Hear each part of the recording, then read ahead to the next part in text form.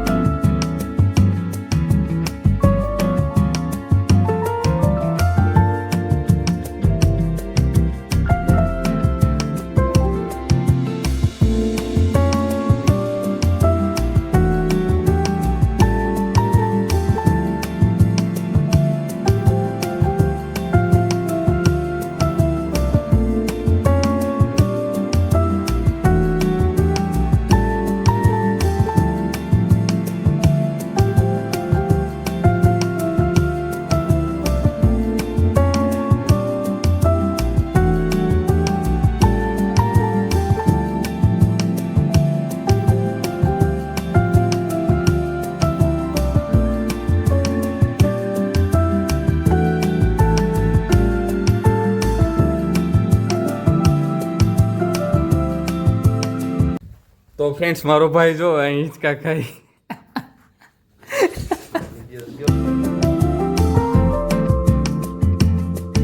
તો ફ્રેન્ડ્સ નાસ્તો કરી લઈએ આપણે. નાસ્તામાં છે ભાખરી, ચા અને ઘી. ચાલો પછી આપણે નિરાંતે મળીએ.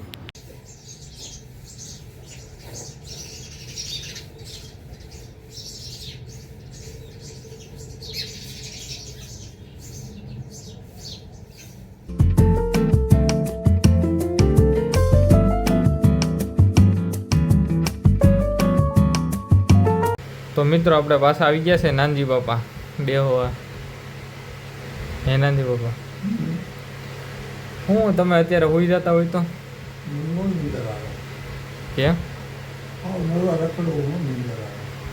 એ વાત એ સાચી છે. નવરા બેટા કંઈક તો કામ કરવું ને.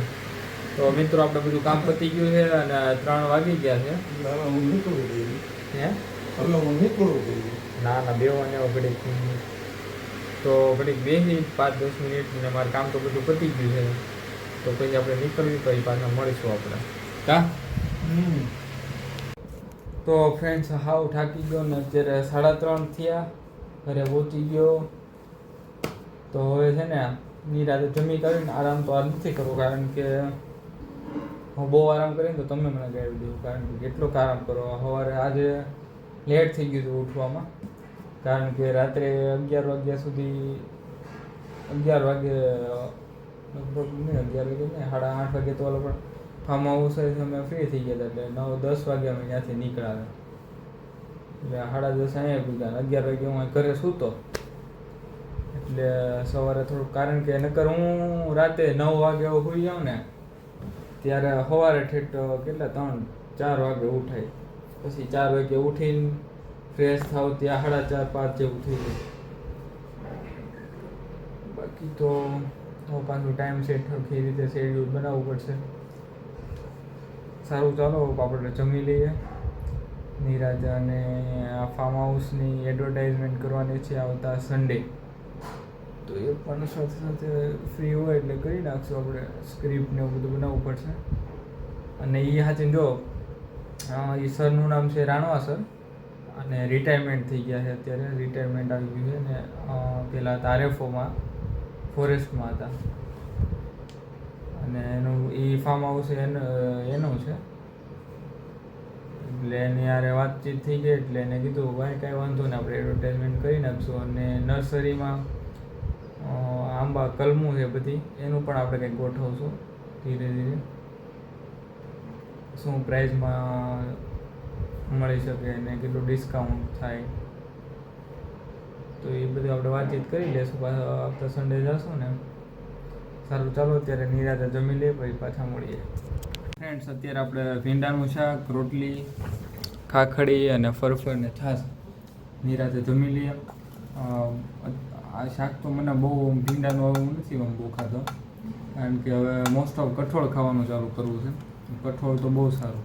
અને જ્યારે હું હોસ્ટેલમાં હતો ત્યારે 2 શાક આપતા અમારે, કઠોળ અને લીલોતરી. ત્યારે એક એવો દિવસ નહીં હોય કે મેં કઠોળ નહીં ખાધું હોય. ટૂંકમાં લીલોતરી ખાધું જ નથી ત્યાં. સારું, હાલો નિરાતે જમીને પછી આપણે મળીએ.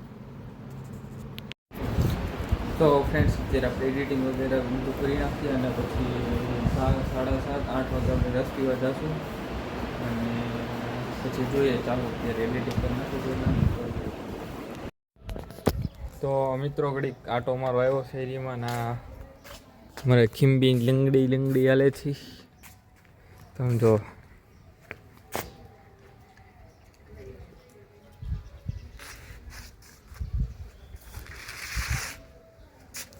હું છે ખીમુડી, અહીંયા વાગ્યું છે પગમાં. આ છે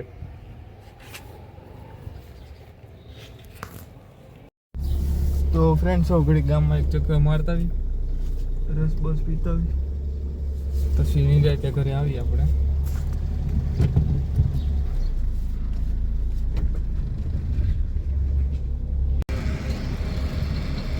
તો ફ્રેન્ડ્સ, હવે આપણે વ્લોગની એન્ડિંગ કરી દઈએ.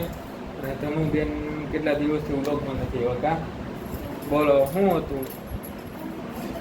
અત્યારે ક્યાં ફ્રી એવા તમે કયો? ડીગુભાઈની વાડીએ છીએ. પછી ત્યાં શું કર્યું? બિસ્કિટ ખાતા. તો ત્યાં જઈને બિસ્કિટ ખાતા, ત્યાં જઈને કેરીઓ ખાવાની મજા આવી ને? કઈ વાંધો નહીં. તો સારું, ચાલો મિત્રો, આપણે નેક્સ્ટ વિડીયોમાં મળીએ. આપ સૌને મારા રામ રામ અને જય માતાજી. નેક્સ્ટ વિડીયોમાં મળીએ અને થેન્ક યુ, કારણ કે આપ મને ખૂબ સારી રીતે સપોર્ટ આપો છો. એના માટે ખૂબ ખૂબ આભાર આપશો અમે. અને આ મજાક ઉડાડે છે મારી, આમ જોવા. આનું નામ છે ને સિબલી પાડી દેવાનું છે, સિબલી પેન કા બોખી. સારું, હાલો આપણે નેક્સ્ટ વિડીયોમાં મળીએ.